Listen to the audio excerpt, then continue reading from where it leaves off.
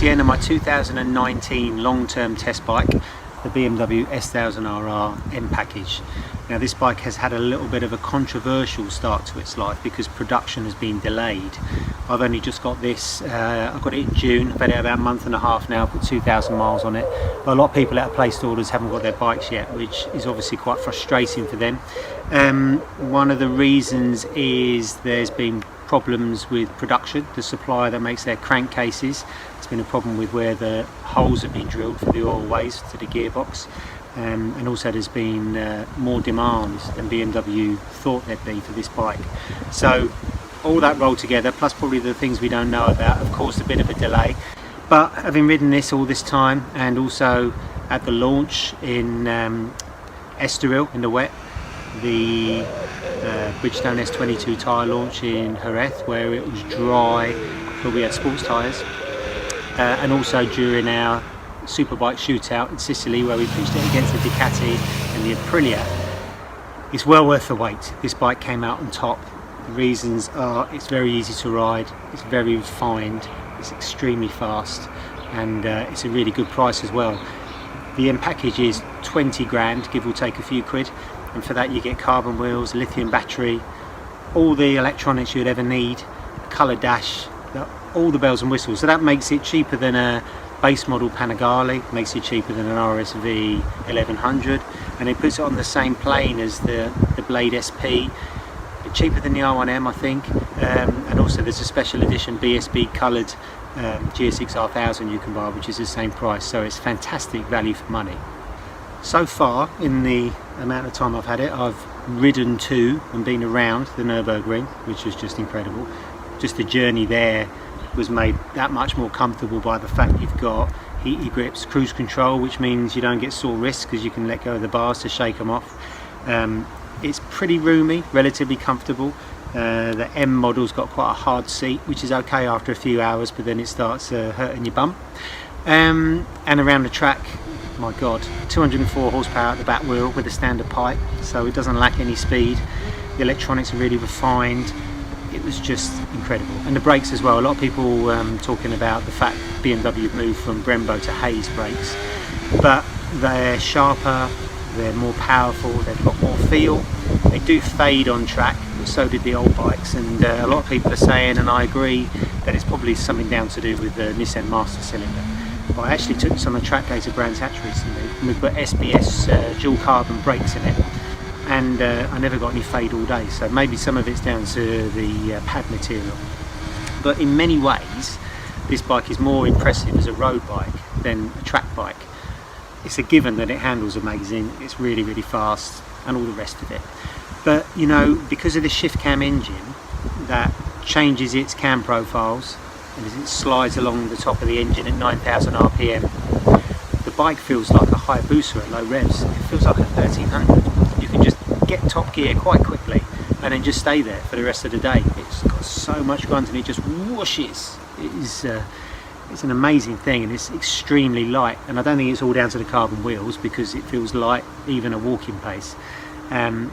It's really good on fuel, does about 50 to the gallon, and it's got a colour dash with a sat nav in it. On the way back from the Nürburgring, we got directed off the motorway and I was kind of stranded in the middle of nowhere, so all I did is I downloaded the BMW app, downloaded the map, said where I wanted to go, and then the dash mirrors your phone, and then you can just follow the dash as you're riding along. So the day before I'd been looking at the dash, looking at the lap times and all the crazy speeds and the traction control and wheelie control intervention, and now I'm looking at this sat nav.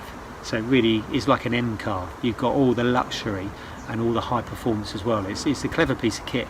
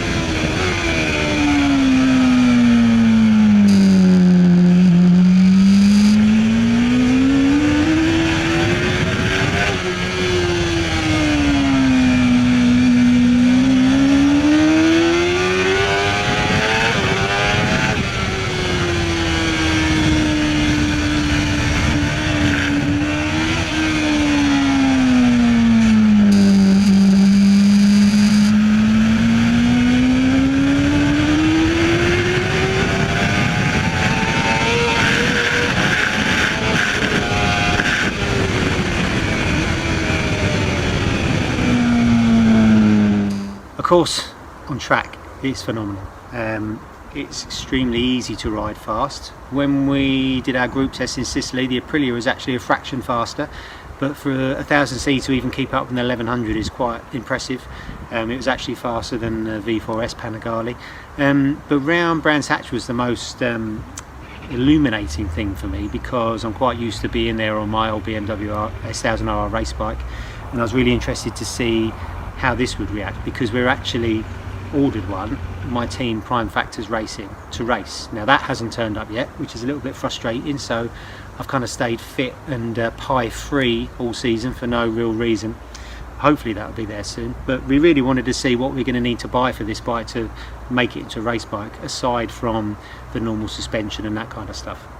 But I was only a second-ish slower on this than I am on my race bike around Brands Hatch, and that was completely standard, but with Pirelli slicks and those SBS dual carbon brake pads. Everything else is bog standard. The brake performance is more than good enough for racing. And the most interesting thing for me were the electronics. So on the old bike you needed race kit electronics to make it work on track, because road bike electronics are just too intrusive and they cut too aggressively and they don't let you move forward, whereas the race kit stuff is kind of there in the background. Whether it'll save you or not, I don't know, because I've never really lent on them that hard. But with these electronics, because you've got the 6-axis IMU, the bike knows what it's doing. BMW have had over a decade's worth of learning how to operate the electronics on this bike, and you can really lean on them. So out of clearways you can just go full throttle and the bike sorts itself out.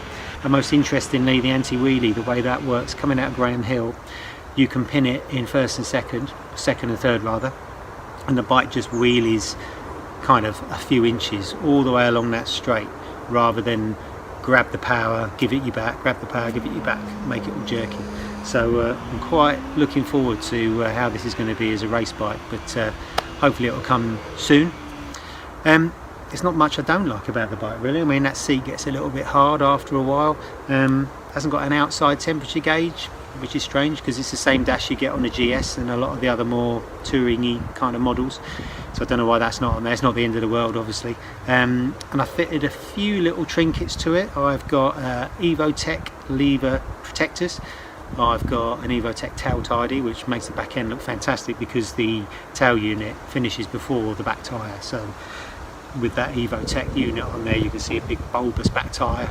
They're really, really good quality, the Evotech stuff. And then talking of good quality, I've also got GB Racing engine protectors, which are really easy to fit on this bike because although it's got a full fairing, it's not that, it doesn't cover the engine that much, so you can kind of pull the fairing to one side, put the GB Racing stuff on, and it looks great. It covers up those kind of goldy coloured engine covers, which is a bit of a shame, but they'll be worth their weight in gold if I ever throw this down the road.